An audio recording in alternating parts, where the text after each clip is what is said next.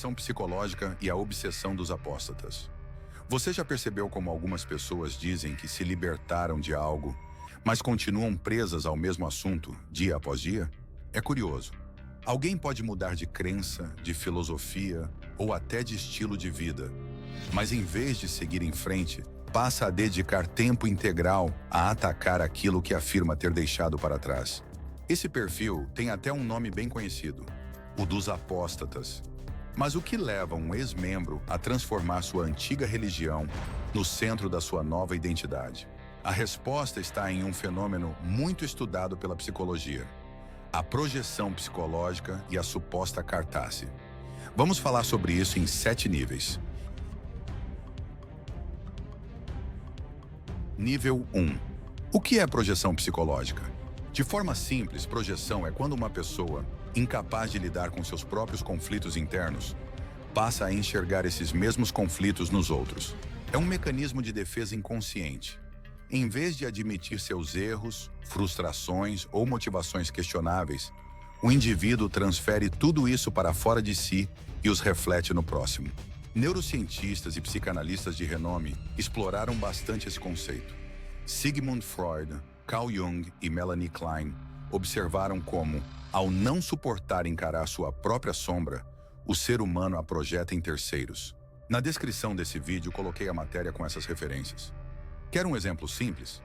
Alguém que tem dificuldade em controlar a própria raiva, mas vive acusando os outros de serem agressivos. Ou então uma pessoa que sente inveja, mas se convence de que todos ao seu redor é que são invejosos. No campo religioso, a projeção se manifesta de forma ainda mais intensa. Nível 2. Como isso se aplica aos apóstatas? Pioneiro regular é o título que damos a alguém que dedica mais tempo no trabalho de evangelização. Pois bem, imagine alguém que serviu como pioneiro regular por alguns anos. Mas no fundo, a motivação dessa pessoa nunca foi espiritual. Talvez buscasse reconhecimento, status ou alguma vantagem pessoal. Agora, em vez de admitir que suas intenções não eram tão nobres, ele projeta essa falta de sinceridade em todos os pioneiros. Segundo sua narrativa, ninguém faz aquilo por amor a Deus, apenas por interesse. O que está acontecendo aqui? Não é uma descrição real da comunidade. É um espelho psicológico, refletindo apenas a própria experiência frustrada, a sua própria vida fracassada. E é exatamente esse padrão que vemos repetidamente no discurso dos apóstatas militantes na internet. Nível 3. Eu me senti enganado, então todos foram enganados. Quantas vezes ouvimos essa frase? Dissidentes afirmam que foram manipulados ou enganados por anos. Mas repare, em vez de assumirem responsabilidade por suas próprias escolhas e percepções, eles projetam essa narrativa em toda a organização. Se não entenderam corretamente o ensino, dizem que a religião confunde as pessoas. Se tiveram uma experiência ruim com um ancião, dizem que toda a organização é corrupta. Se sentem que desperdiçaram anos, dizem que todos estão sendo enganados. É a incapacidade de separar sua experiência pessoal fracassada da realidade coletiva. A dor individual vira uma verdade universal. Mas será que é mesmo? Ou estamos diante de um exemplo clássico de projeção psicológica? Nível 4. Eu me sentia controlado, então todos são controlados. Outro sintoma comum: a obsessão com a ideia de que todos dentro da organização são controlados, menos eles que agora se dizem livres. Mas pense comigo, quem parece mais preso? O membro que segue sua vida, cuidando de sua fé e sua família em paz? Ou o ex-membro que, mesmo anos depois, não consegue parar de falar do tema? Eles não conseguem se desligar emocionalmente. O controle continua, mas dentro da mente deles. Nível 5. Eu não posso estar errado, então preciso demonizar o outro. Veja bem, se a organização não for realmente má, então sua saída não foi por uma grande descoberta libertadora, mas apenas por motivos pessoais. E admitir isso seria insuportável. O que fazer então? Transformar a religião no vilão absoluto da história.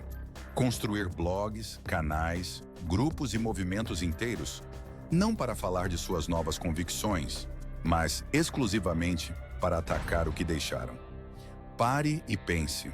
Se alguém diz que se libertou, por que dedica sua vida a reafirmar, repetidas vezes, que tomou a decisão certa? Será que isso não soa como uma tentativa desesperada de convencer a si mesmo? Nível 6. A falsa catarse dos apóstatas.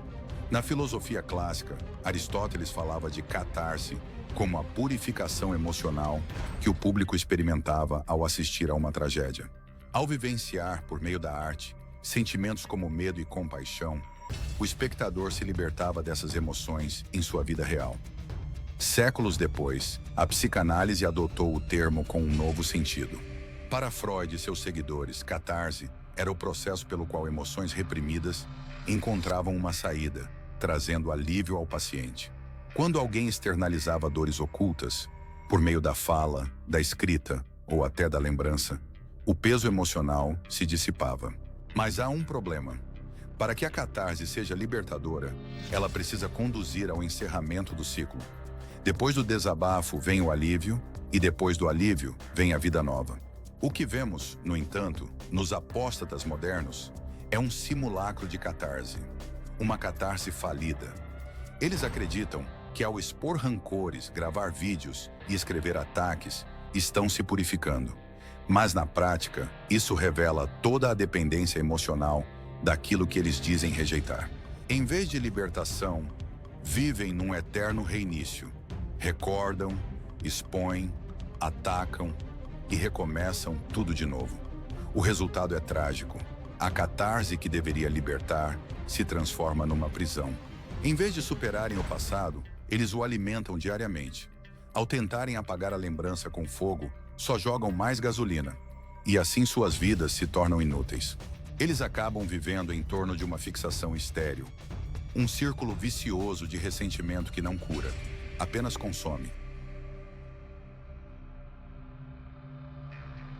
Nível 7. A prisão invisível. Aqui cabe uma reflexão bíblica. Em Filipenses 3,13, o apóstolo Paulo escreveu: esquecendo-me das coisas que ficaram para trás e avançando para as que estão adiante. Quem supera de verdade um passado, não vive nele. Quem supera o passado, segue em frente. Mas o comportamento dos apóstatas mostra exatamente o contrário. Eles se tornam prisioneiros de sua própria narrativa. No fundo, não conseguiram sair. Só mudaram de papel. De membro ativo para crítico obsessivo. Conclusão. Quem está realmente livre? Então, vamos encerrar com uma pergunta simples. Quem está mais livre? O cristão que continua praticando sua fé com tranquilidade? Ou o ex-membro que não consegue viver um dia sequer sem atacar aquilo que diz ter abandonado? A projeção psicológica explica bem essa contradição. Eles não superaram seu passado. Eles o projetam. Eles imaginam que todos são tão fracassados quanto eles. E quanto mais atacam, mais revelam que estão presos ao que dizem rejeitar. Talvez a pergunta final não seja: por que eles atacam tanto? Mas sim, de que ou de quem eles realmente estão tentando fugir? Talvez seja deles próprios. Vou deixar uma matéria sobre esse tema no link da descrição. Curta o vídeo e inscreva-se no canal. Estude com honestidade. Grupo Historiador TJ.